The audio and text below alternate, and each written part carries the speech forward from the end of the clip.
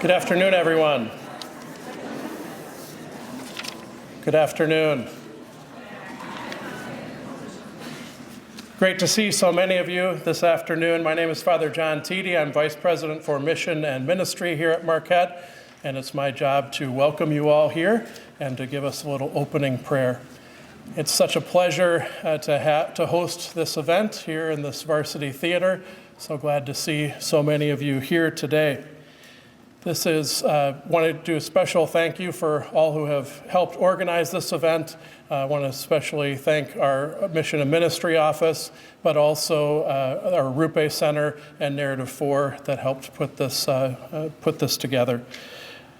We've had so many inspiring examples this week of folks that act with care, and that is really our Mission Week theme, to act with care.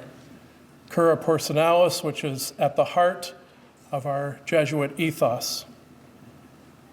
We're reminded today, as we listen, that we are all called to act with care. Whether we're experiencing good times or bad, whether we're in sickness or health, we remember that acts of care that we demonstrate acknowledge the human dignity in all people that we meet. Our acts can lift up those that we encounter. Sometimes we can see and feel it. And other times, you never know when an act of care really lifts someone's spirits. We know that this focus on care comes from a deep source. We acknowledge that we are deeply loved by God. And God's love for us inspires to care for one another. We're reminded that even in our darkest moments, we are called to act with care. So I want to begin with a prayer attributed to St. Ignatius with roots in the spiritual exercises. So let's just take a moment to acknowledge that we are in the presence of God and that we are loved. Loving God, teach me to be generous. Teach me to serve you as you deserve, to give and not to count the cost, to fight and not to heed the wounds, to toil and not to seek for rest, to labor and not to ask for reward, save that of knowing that I do your will. We pray this in the name of our loving God. Amen. Great gratitude, and with a warm, welcoming spirit, thank you all for coming today. It's my pleasure to welcome our new president, Dr. Kimo Ayun.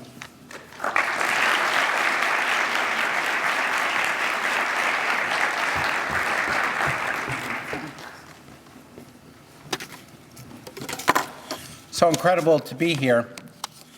I think about a university like Marquette, and as a Catholic Jesuit institution, mission is central to what we do. So as we engage in Mission Week and see all the activities we do, that's where we are. And it's so grateful. I'm so grateful to see all of you here. But as you might imagine, an event like this is not organized easily. And in fact, I was told we've been trying to get Colum here for over 100 years. So he looks pretty good for being 100 years plus. But Leah Flack and Stephanie Quad, working with ministry, brought this event together. So can we give them a round of applause for them?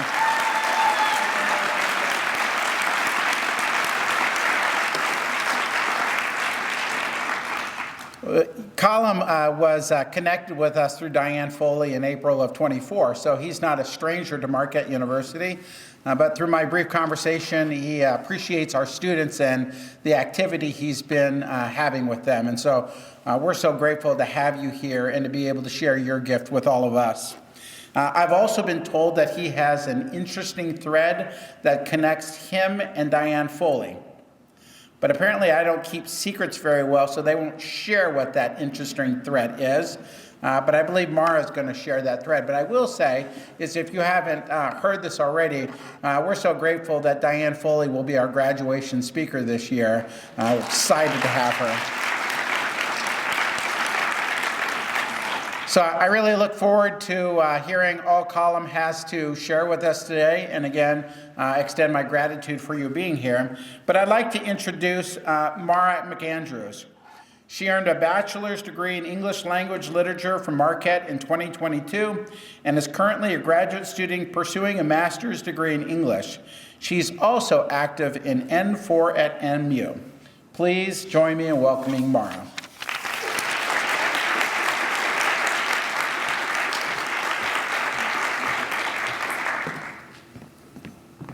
Hi, I'm Mara. I'm honored to be introducing today's speaker, Colum McCann. Colum is a best-selling author of 14 books, a winner of a U.S. National Book Award, and his books have been published in over 40 languages. Colum's works utilize the power of stories to highlight the reality that, to borrow his own words, the shortest distance between two people is a story. His books, such as Let the Great World Spin, Apeirogon, An American Mother, to name a few, are stories of hope and grief, love and loss, and the power of community and connection through it all. He's also deeply familiar with our Mission Week's theme of Act with Care, as the co-founder of the global nonprofit Narrative 4, which has been mentioned before. Narrative 4's goal is to practice fearless hope through radical empathy, through the practice of storytelling, active listening, art, and civic engagement. Colum and Narrative 4 were actually just at the Vatican last week as a part of Pope Francis's Jubilee, whose theme was Pilgrims of Hope. We are very lucky to have him sharing his thoughts on hope so soon as after he was at the Vatican. I am also super happy to introduce Dr. Leah Flack, who will be having a fireside chat with Colum after a few words from him. It was in her meeting Dr. Flack at undergrad here at Marquette changed the trajectory of my life. She is an English professor here at Marquette University and also the scholar in residence at the Arupe Center for Community Service as the Narrative 4 campus director. And it was in my sophomore year that she taught me about Narrative 4 and its mission. Immediately after that class, I asked her if she thought it would be possible to bring Narrative 4 here to Marquette. It was with her help, her guidance, and her passion that I was able to become the student founder of N4 at MU here in 2020. With the isolation and polarization that came to light in 2020, I felt that Narrative 4 was the answer to bring our community of Marquette and our community of Milwaukee together, to face the hard truths of the pandemic in our political moment, and to work toward a better and more inclusive future. I never would have known that 5 years after we started Narrative 4 at Marquette, I would be here to introduce the very same professor who helped make this dream a reality, and my favorite author and the co-founder of Narrative 4. As you heard, it is Colum's first time here at Marquette, but his story with Marquette goes back a few years. His story is a lot like a story that you would hear in one of his novels. It suggests that we are all connected through our shared humanity and through our stories. Jim and Diane Foley are at the heart of Colum's Marquette story. In 2021, Leah announced that her last book club of the year would be about Colum's book, Apeirogon. Jim's friend Tom Durkin got the message and sent Leah a photo of Jim reading Let the Great World Spin by Colum McCann in a war bunker. Thinking Colum would want to know Jim's story, Leah emailed him that photo. This photo led Colum to attend the book club where he virtually met Leah, Tom, and Diane Foley. It led him to an important friendship with Diane Foley and to writing the book American Mother about her courageous work after Jim's death. It also led him to this stage today. So please join me in welcoming Colum McCann.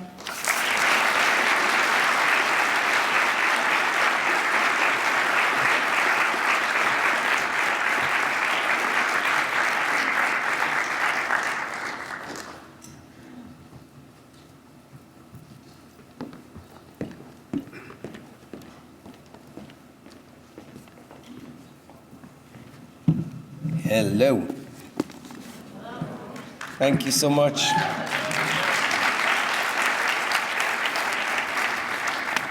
You know, I had a 6-page speech, and I had it all printed out, and then something magnificent happened today. Excuse the frog in my throat. But I got a chance to hang out with your students and students from various colleges and universities around the country. And I can't really encapsulate everything that happened, but it was a moment when I met these young people who were acting with care, and they were pilgrims of hope. And I just said, maybe I'm just going to put that speech on ice for a little while and talk from the heart, because it was truly extraordinary what I got to see and experience, and to be here, in fact, is for me something that something I've been looking forward to for a long time. And I've been working with Leah and working with people here at the university and all around the country, trying to bring together a community of hope. And I decided that I would read a little bit from a novel called Let the Great World Spin, and then spin out of that and tell you a little bit about storytelling, my ideas about storytelling, and indeed the organization Narrative 4. And it seems fundamental to the moment that we had here this afternoon when the young people just sort of opened up with these extraordinary ideas about what stories mean, what storytelling means, what dignity is, how do we combat the ideas of nonchalance, and how do we act with serious amounts of care. This story takes place in 1974 in New York. I was far from New York in 1974. I was a 9-year-old boy in Ireland, probably hanging out in Ballybunion, fishing by the pier, when this particular story took place. It takes place in August 1974, when Philippe Petit did his tightrope walk across the World Trade Center towers. Now, how I was led to this story is an extraordinary story in itself. September the 11th, 2001, I was at home in my apartment in New York, and I was working away at my desk, and I heard a lot of sirens outside my window. And I lived near a hospital, and I didn't think it was any big deal, really. I just thought, well, it was one of those mornings, and I kept working away. But I got up to get some coffee, and as I was going past my telephone, I saw the red light blinking, and I pressed the button, and it was my sister in London saying, "Are you okay? Are you okay? Are you okay?" And I was like, what does she mean? What does she mean? Am I okay? Of course I'm okay. And then I thought about it a little bit more, and my wife, Alison, was sitting in the center of the room. She was changing my son, John Michael, who was a baby at that time. And I turned the television on for some reason over her shoulder, and there were the two towers, and one of them had already come down. Now the thing was that her father worked in the World Trade Center tower, so I didn't know what to say. I didn't know how to say it in that particular moment. So I just said her name, and she looked over her shoulders, and then she fell to her knees. And we did not know for quite a few hours, but he got out. He walked through that glaucoma storm of debris, and he was covered in soot and dust, and his feet sloshed through water. And he came up to our apartment, and my 3-year-old daughter, Isabella, ran down the corridor and into his arms and goes, "Poppy, Poppy, Poppy." And she hugged him. And then she ran away, and she hid. And I went after her, and I said, "Isabella, what's wrong?" Well, she said, "Poppy smells of smoke." And I said, "Yes." And because you don't know how to speak to children about these things. And I said to her, "Well, there was a fire downtown, and Poppy he was involved in it, but he got free." And she said, No, Dad, you don't understand. Poppy is burning from the inside out." And it was out of the mouth of babes. Now, she wasn't conscious of what she said, and she wasn't saying this, it was a thing that a child said. She thought he was actually burning from within. But I knew at that moment that particular phrase had burned itself into me. I went out walking in the streets of New York. I was grateful, of course, that her father was able to come home, but I knew that we were in the midst of something extraordinarily terrible. And as I walked, I remember an essay that I had read by Paul Auster, the late Paul Auster, who had written about Philippe Petit, the tightrope walker, who had walked between the World Trade Center towers in 1974. And I thought, oh my, maybe someday I will be able to negotiate my 9/11 experience by actually writing about something that happened 27 years earlier. In other words, that this act of creation, which was his beautiful brazen act of a tightrope walk, going back and forth 9 times on a 3/4 inch wire, 3/4 of a mile in the sky, actually at one stage hopping on the wire and laying down on the wire. This act of art stood in almost, or act of creation, stood in almost perfect opposition to the act of destruction that we were witnessing at that particular time. It was years later when I finally got a chance to embark on this book, and then it didn't come out until 2009. But I want to read you just 2 short paragraphs. And it takes place, there's an Irish monk who lives in the South Bronx. He's a petit frère de Dieu, or the piccolo frati of the small brothers of God. And basically he's taken his vows, poverty, chastity, obedience, and he's living in the South Bronx. And his brother tells part of his story. And so this is what he says about him. Corrigan told me once that Christ was quite easy to understand. He went where he was supposed to go. He stayed where he was needed. He took little or nothing along. A pair of sandals, a bit of a shirt, a few odds and ends to stave off the loneliness. He never rejected the world. If he had rejected it, he would have been rejecting mystery. And if he rejected mystery, he would have been rejecting faith. What Corrigan wanted was a fully believable God, one you could find in the grime of the everyday. The comfort he got from the hard, cold truth, the filth, the war, the poverty, was that life could be capable of small beauties. He wasn't interested in the glorious tales of the afterlife or the notions of a honey-soaked heaven. To him, that was a dressing room for hell. Rather, he consoled himself with the fact that in the real world, when he looked closely into the darkness, he might find the presence of a light, damaged and bruised, but a little light all the same. He wanted, quite simply, for the world to be a better place. And he was in the habit of hoping for it. Out of that came some sort of triumph that went beyond theological proof, a cause for optimism against all the evidence. Someday, he said, the meek might actually want it. And I suppose, we get to inherit, and particularly these young people who I talk to today, we get to inherit a world that I would hope that they would want. But I do see an epidemic of loneliness and isolation that is, spreading all around us. And what is the way in which we can negotiate that epidemic? How can we be in the habit of hoping?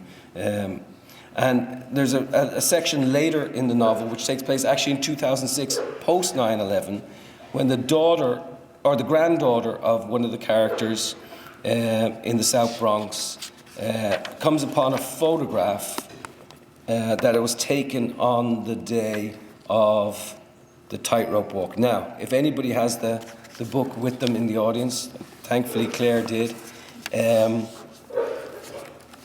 a photograph on page 237. Can you all see it there from the back? But it's there's a tightrope walker here, like a little fly man, and then there's the edges of the 2 buildings, and there's a plane going in the background. Now, this is a real photograph that was taken in New York in 1974. She has this photograph, And this is how she sort of negotiates it as an idea.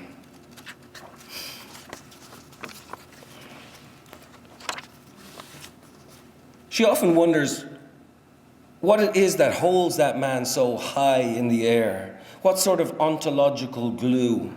Up there in his haunted silhouette, a dark thing against the sky, a small stick figure in the vast expanse.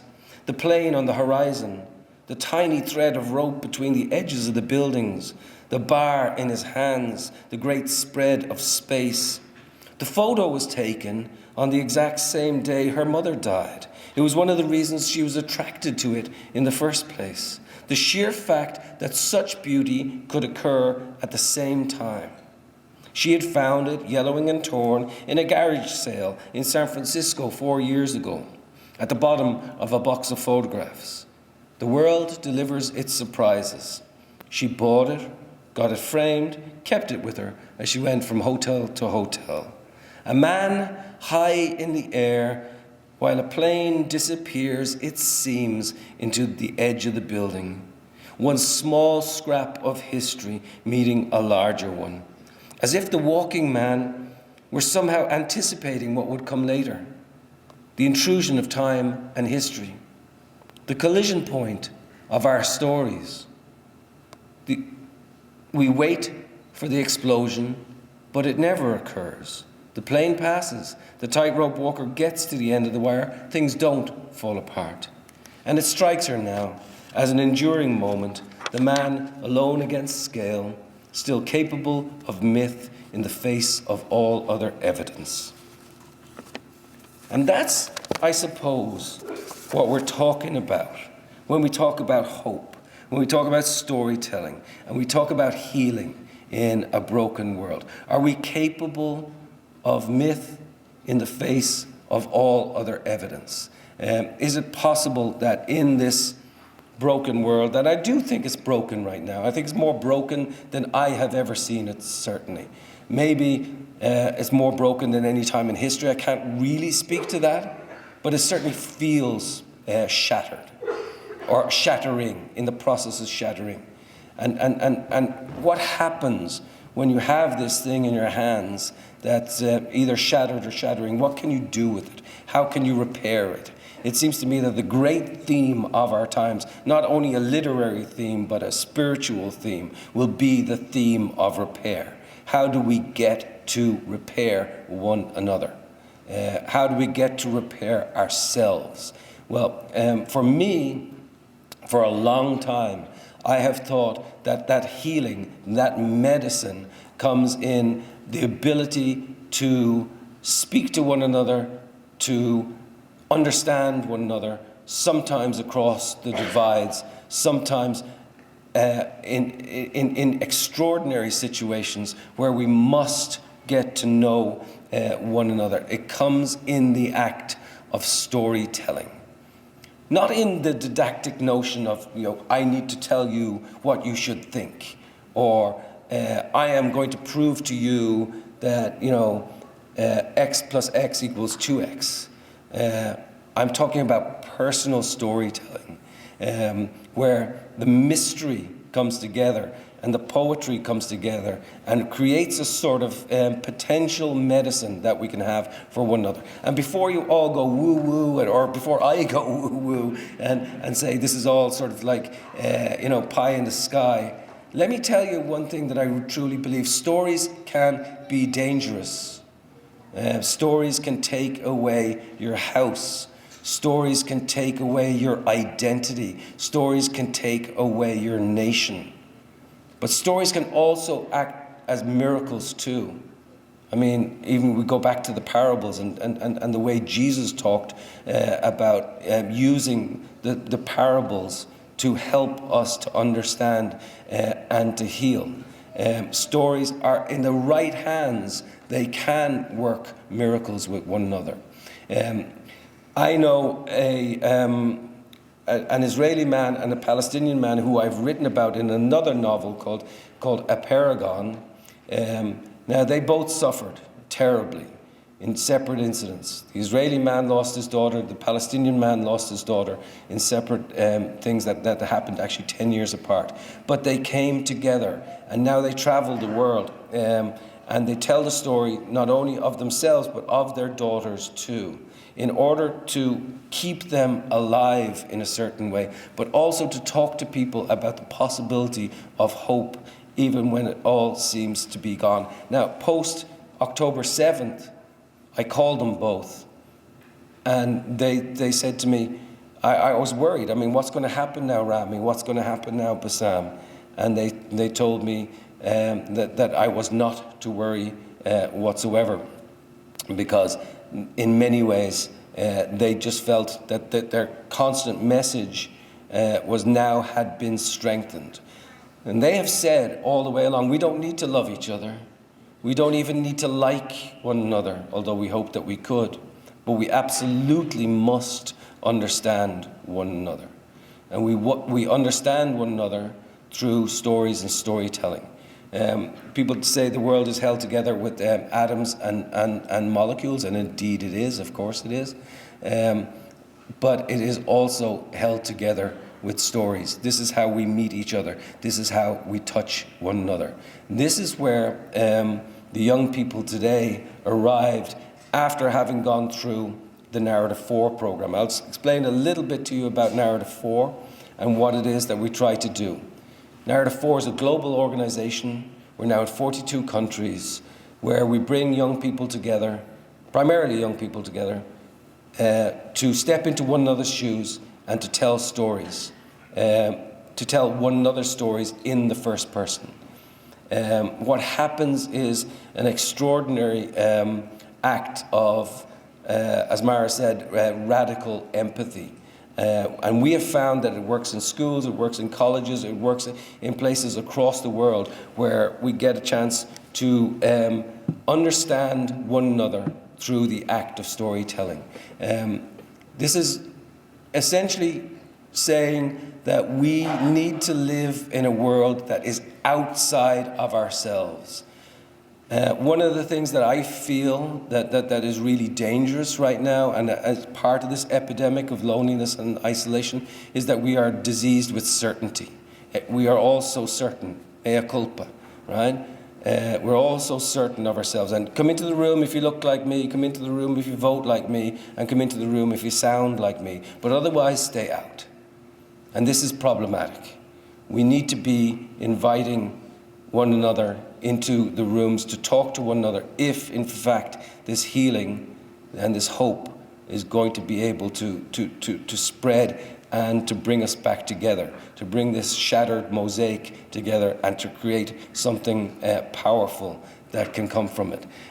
Again, sometimes people think that this is sort of sentimental or silly or easy. And I love when they call me sentimental and naive, because I actually think that the cynic is the naive one. The cynic is the sentimental one. I will go toe-to-toe with any cynic and go down as deep a rabbit hole as I possibly can, and I will probably agree with them all the way until they hit rock bottom. Yes, the world is dark. Yes, all of this.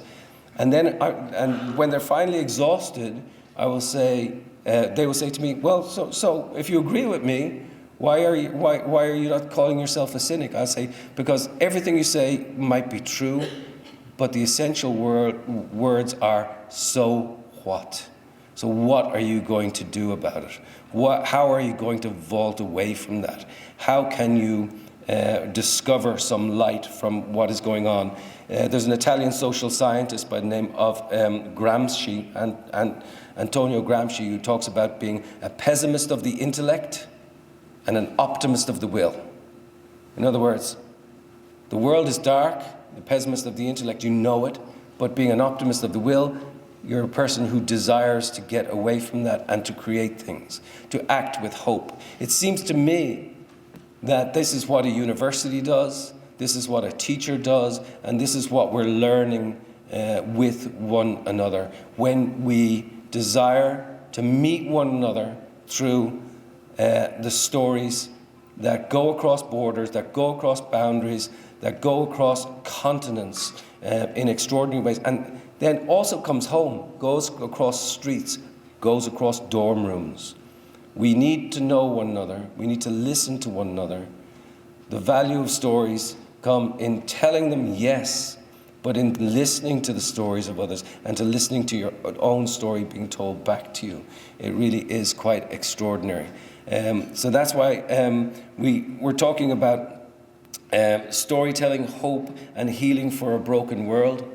And my introduction to Marquette was very much about finding somebody who was looking, Jim Foley, was looking to use storytelling in a broken world.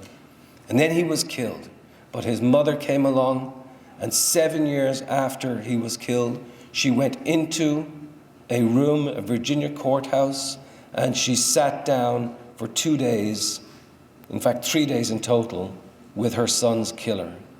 And she did that most extraordinary thing. She exercised what her own son's sense of moral courage. And she stepped across the line to meet somebody who was very, very different from her, who had, seemed a world away from one another, to try to understand him and to get him to understand what he had taken from the world. It was a beautiful, beautiful, beautiful journey, and I think you're going to be very much blessed by Diane Foley's speech when she comes to do the graduation speech, because she is one of the most extraordinary people who, for me, embodies the theme of what we're talking about today. Acting with care, using storytelling to create hope, to encourage healing in this broken world, to gather up some of the pieces that are scattered all the way around our feet, and to bring them back together again, and to create something that we can hold in the palms of our hands. Thank you.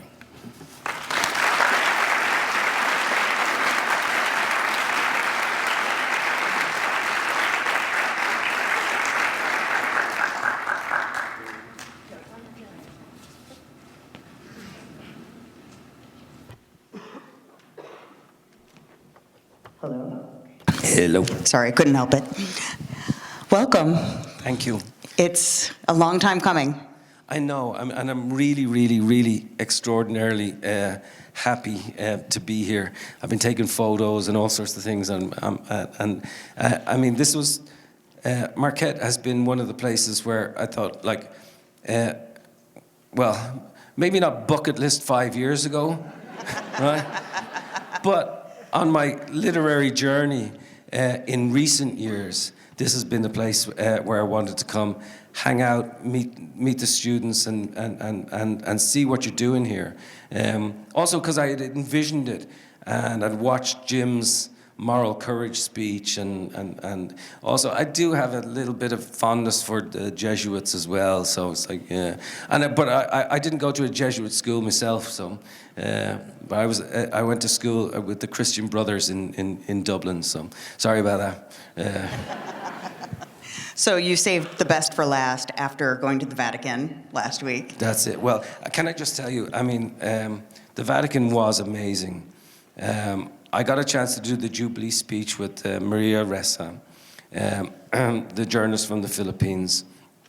And, you know, I almost pinch myself to say this. I got to spend some time with Pope Francis. And he really is an extraordinary human being. You can watch as you can see as he listens. You can almost see the words enter him. There's something really graceful about the way he receives somebody else's story. I also got to meet him in August with Rami and Bassam from Israel, my guys from Israel and Palestine. And I watched the way that he listened to their stories. You know, when he was responding and he wanted the story to go on, he would talk in English a little bit. But when he wanted to actually say something, he would say it in Spanish, and he had his interpreter there. And it was profound. It was beautiful. He loved the idea that we talked about the world being knitted together by stories. And he's sort of profoundly engaged with art and artists now too. He's been inviting artists to the Vatican. I almost said to the White House. Oh, I wish he would be president. Actually, that's the funny thing is, wouldn't that be great if we could get Pope Francis to be president? We've got our pull quote. Actually, Bassam said that to him, like back in August. He said, I wish you could be president. That would be fantastic. We'd have to change the Constitution, which may be on fire anyway. Yes. Okay, so I haven't even gotten into one question. So what role, so you said that Pope Francis is bringing artists right now. What role does art have to play in fostering hope right now, in a time, in a broken world, in a moment that feels incredibly dark? Yeah, that's a great question, and it's a very difficult question. And I think the best answers that I have to any question these days are, I don't know. And I sort of mean that as a joke, but I also, there is a real value in saying, I don't know. Because I do say that we live in these times that are diseased with certainty, that sometimes it's a good idea to just say, I don't know, so let's explore it and let's find out. I personally believe that art has a lot to say. I don't believe that artists necessarily have to be activists or they have to do some sort of social engagement or to act with care. But this particular artist does. And I love those artists who do. But there are others who are out there who are creating, novels about cups of tea, or they're doing weird sculptures and things like that, art for art's sake, and that's good enough too. I think it's all about beauty and meeting moments of beauty. I also talked today with the young people about random acts of kindness that occur. It seems to me that that's a form of artistic engagement. When you nod at someone walking down the street, when you change things, art allows for this change to happen. I do think that artists are incredibly important, but can I say, and this is not just because you're a teacher, and there are lots of teachers here, my respect for the art and arc of teaching is through the roof. Well, I go to airports nowadays and a lot, and you hear over the announcement often here, anybody in active military duty. I can almost do it. Get that airline voice going. Anybody on active military duty, please step up and go into the onto the plane first, which is cool by me, right? I know these people do a lot of great work and they're dedicated and everything like that. I'm not going to make any moral, decision on any of that. But I can't wait till the day that you show your teacher's card or your union card and you get on the thing first too. It's true. I would take that. Yeah. Thinking about going to the Vatican, I was actually thinking about you preparing for that and going somewhere to be a pilgrim of hope. That sounds like a really rough job right now, an incredibly difficult job. What was it like to prepare for that? And what's it like right now to be an advocate and a voice for hope? How do you kind of stay in that headspace? I stay in the headspace because I really believe in it. I really do believe that there is hope out there. That we have to, it's almost like Beckett. No matter. Not even. I won't do the Beckett quote. We all know the no matter, try again, fail better. But the better Beckett quote for this is, can't go on, must go on. And there are times I feel that way.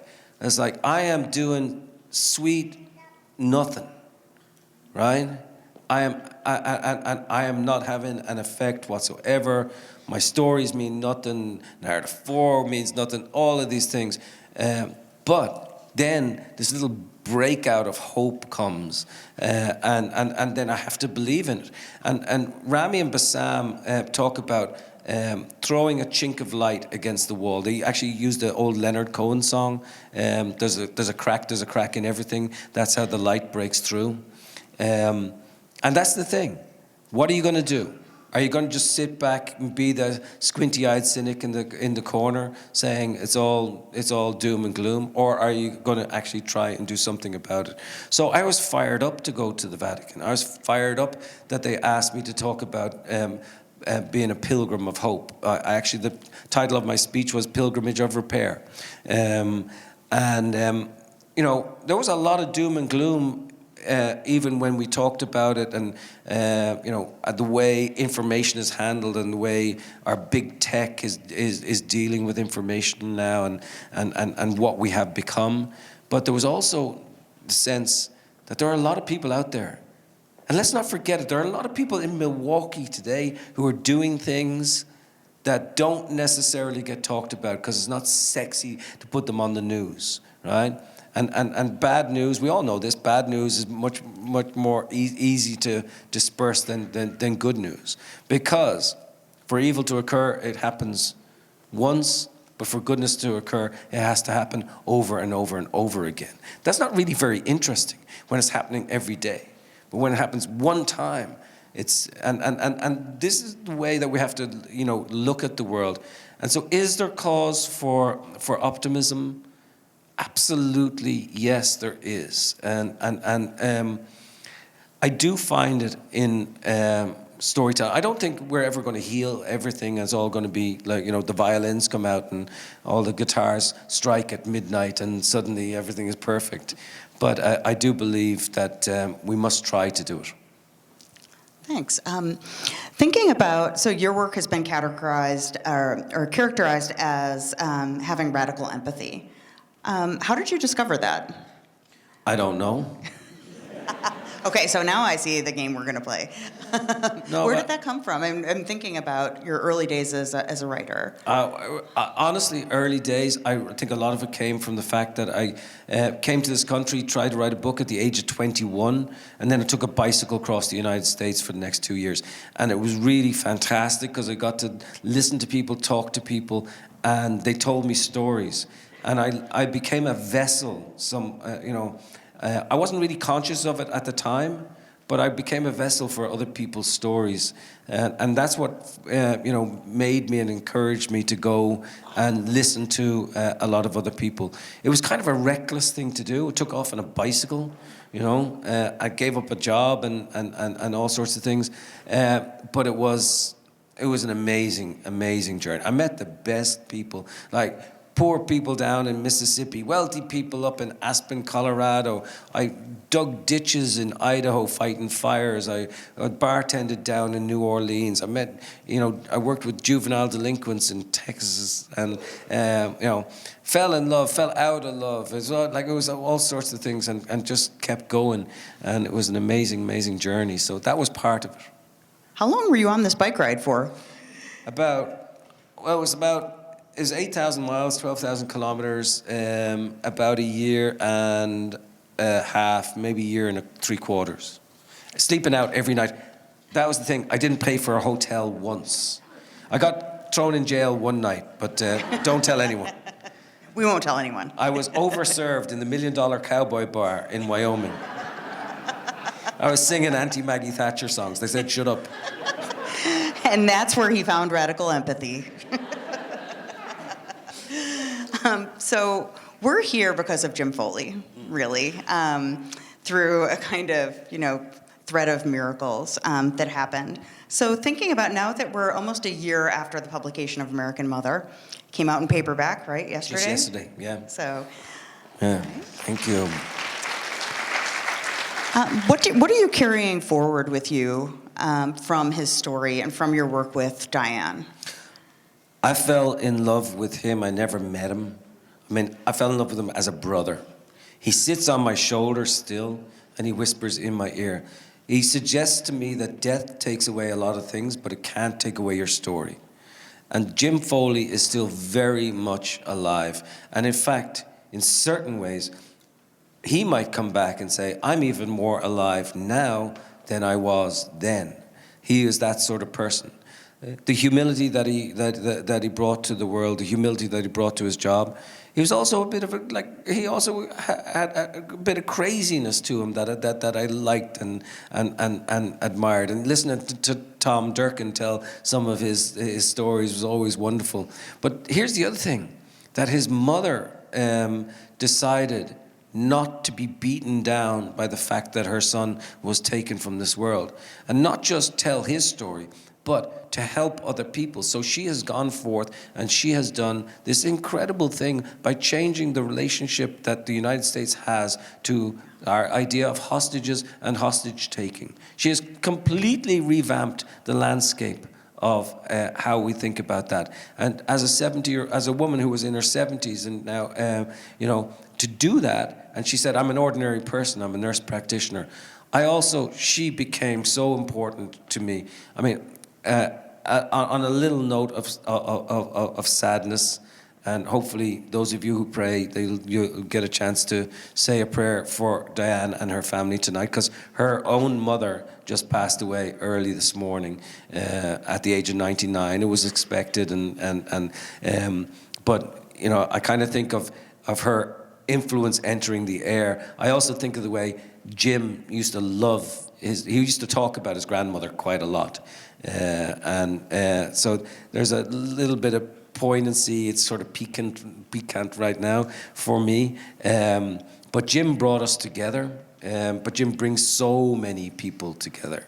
And I think it's really, his involvement in the idea of narrative 4, even though he never had any direct involvement, is very strong for me. And so I think that's important to say, that death will take away a lot of things, but it will not take away your story. And if you've lived it well, people will tell your story over and over again. And that maybe is the primacy of hope, that the hope exists because you created it, even in the face of despair, and because you had the courage to do it, even when it wasn't trendy to do it, even when it wasn't available for a lot of people, that you still had it.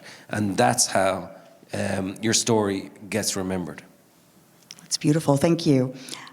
Thinking about, if you could talk a little bit more about courage. Jim talked about the value of moral courage. I think Diane absolutely is living his legacy of moral courage right now.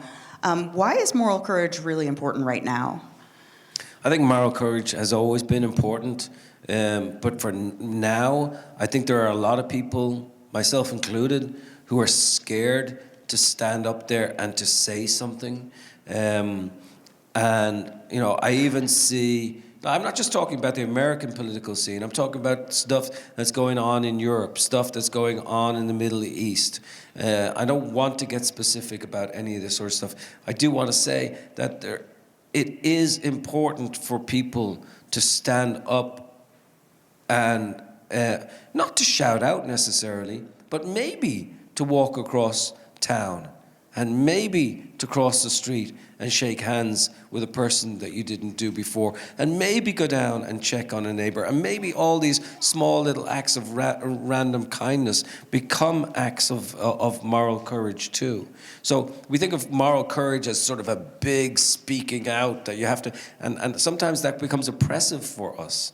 I can't speak out. My voice is not big enough. What can I do? Oh, well, then I'll just come indoors and I'll play video games and that's it. But no, you can actually do something.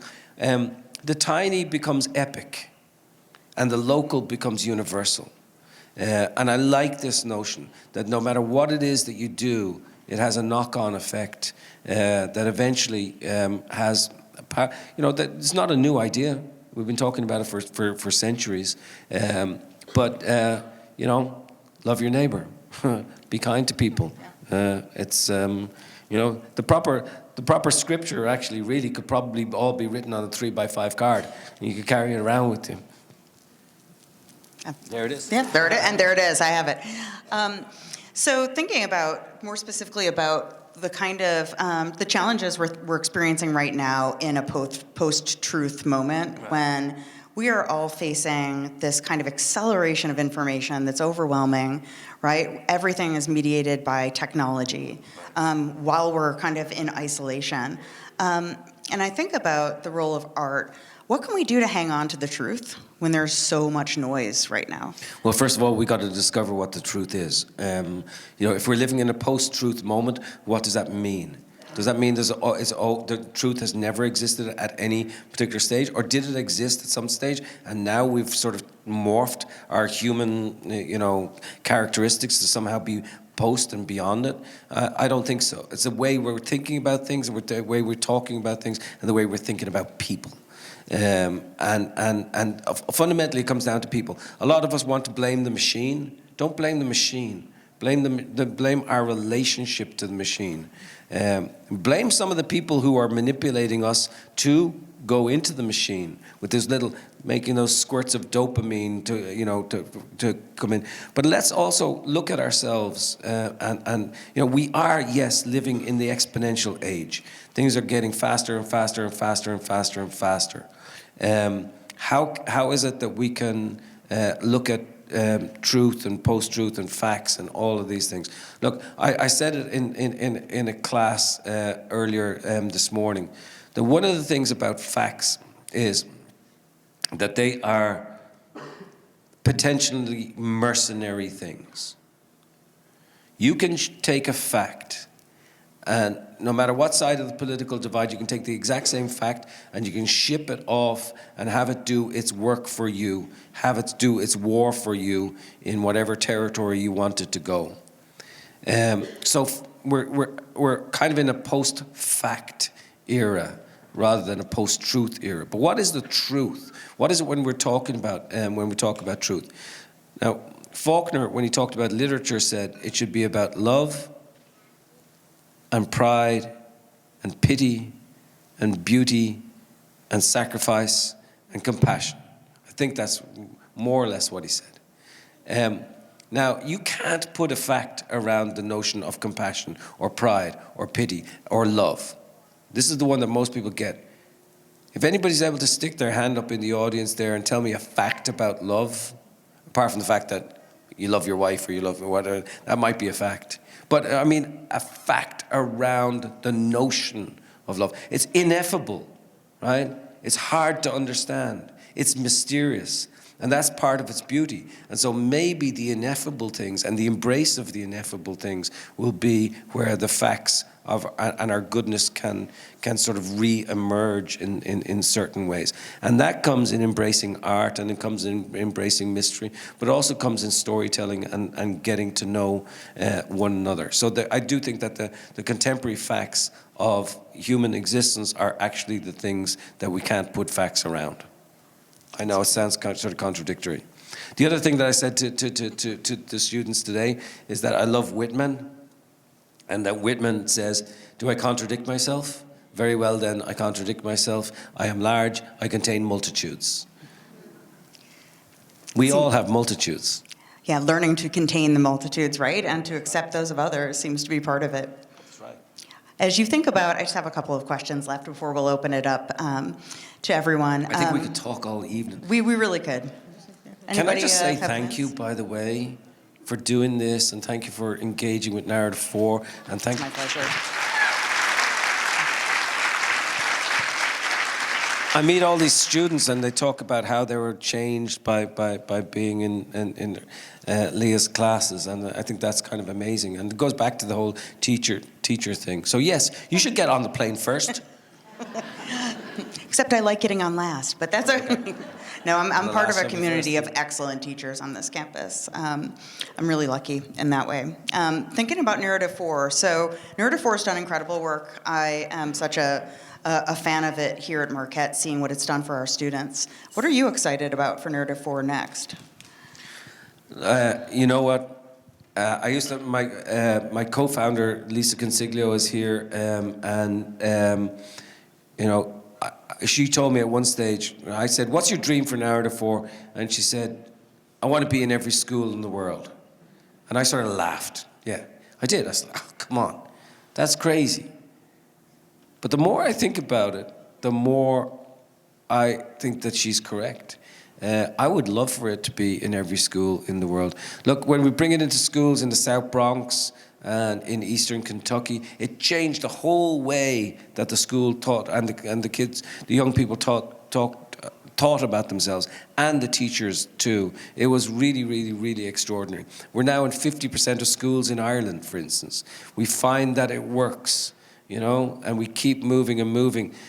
It's a difficult thing, all of this stuff costs money, and we got to go out and we got to, fundraise and do all these things. But in a perfect world, I would like for us to be in schools, because this is where I think the magic happens, in primary schools, secondary schools, and colleges, where change can actually happen.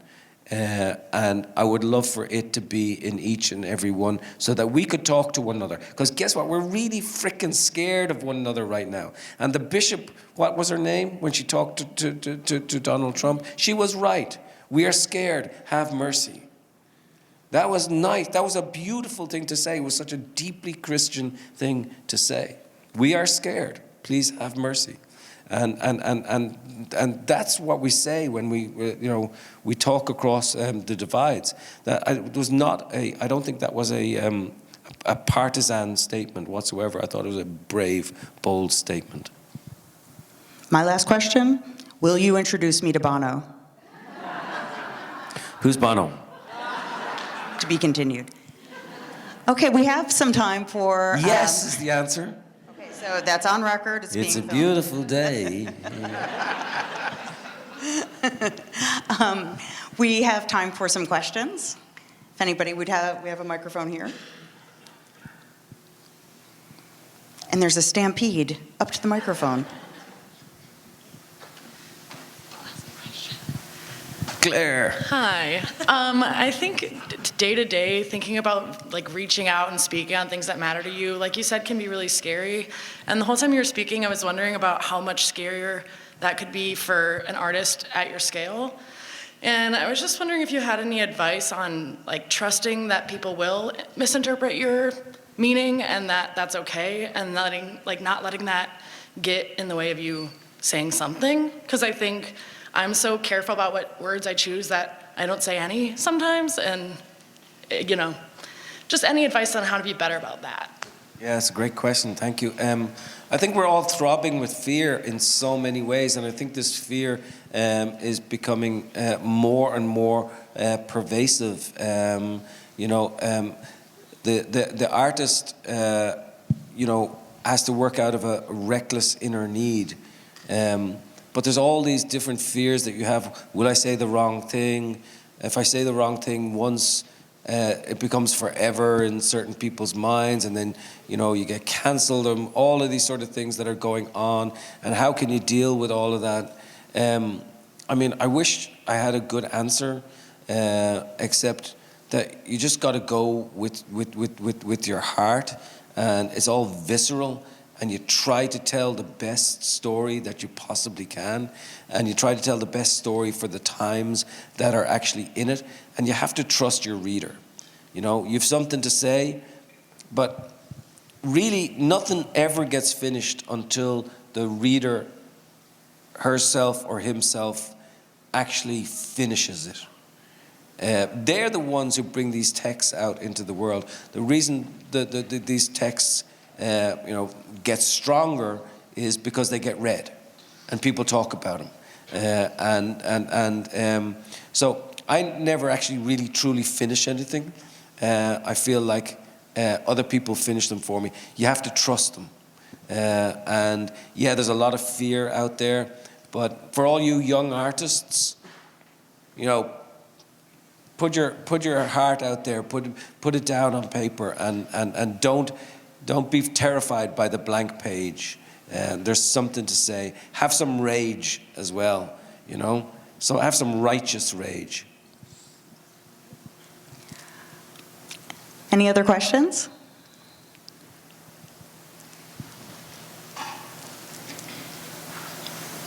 Oh, you're good. If you have one, feel free to come up.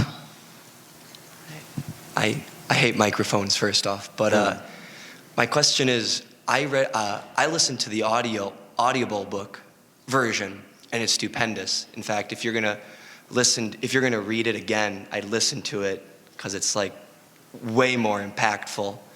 But my question for you is, in the first installment and in the third installment, you write from your perspective, but then the second story is solely from the first person. Do you have a reasoning of why you kind of switched from your view to her viewpoint? Was that just to pay respect to her, or was that just an artistic choice? That's a great question, and it's about American Mother. And for those of you who haven't read it, American Mother is divided into 3 sections. There's a section where it's sort of third person looking at Diane as she goes through and she meets her son's killer, and that happens again at the end. And then in the middle of the book, it's all in her voice, as you said.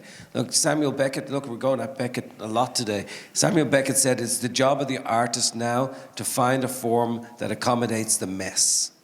And, when I was writing Apeirogon, I felt like I was finding a form that accommodated the mess.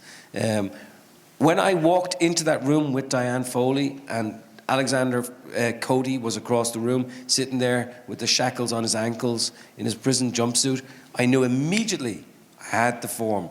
I said, this is it. I have the structure for the story. And sometimes it just hits you like a bolt of lightning. I knew that was the box into which this story would go.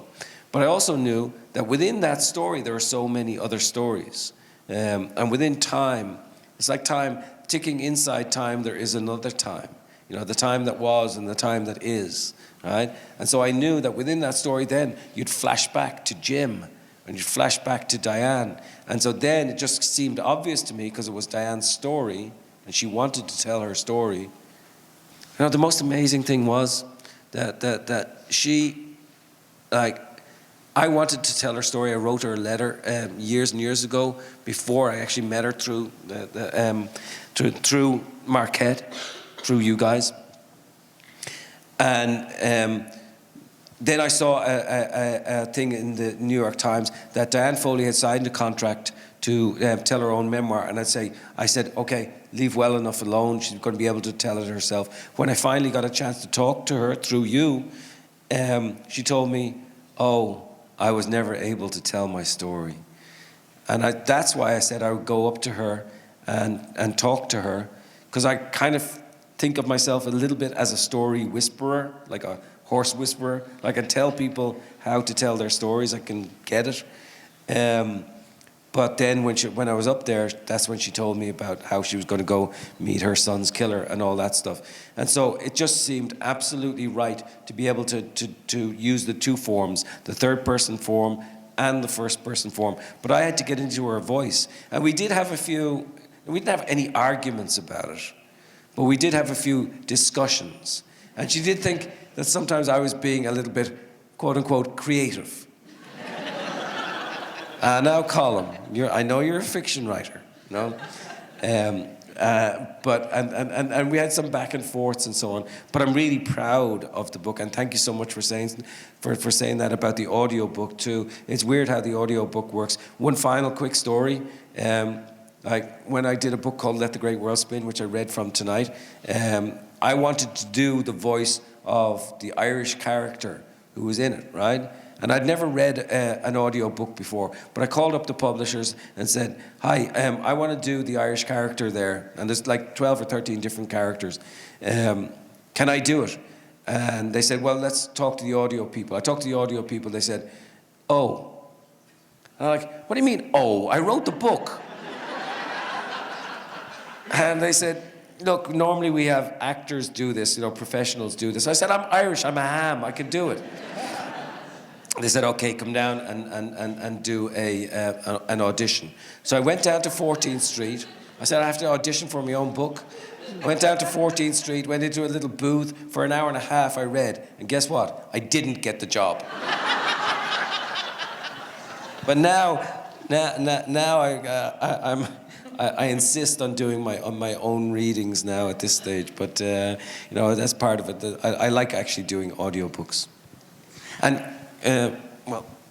And can I just say, I like listening to stories, and I hope we get a chance to listen to one another's stories. But if you don't get a chance, if we don't get a chance to talk to one another today, thank you for inviting me here. Thank you for this community that you have. Thank you for this university that is shepherded and in your hands now. It's a really important moment for what we're about to embark on. And I know that you'll stand up with courage and fight for the right thing. So, and I'm really grateful for you coming here today. Thank you. Please join me in thanking Colum for his time today. Thank you.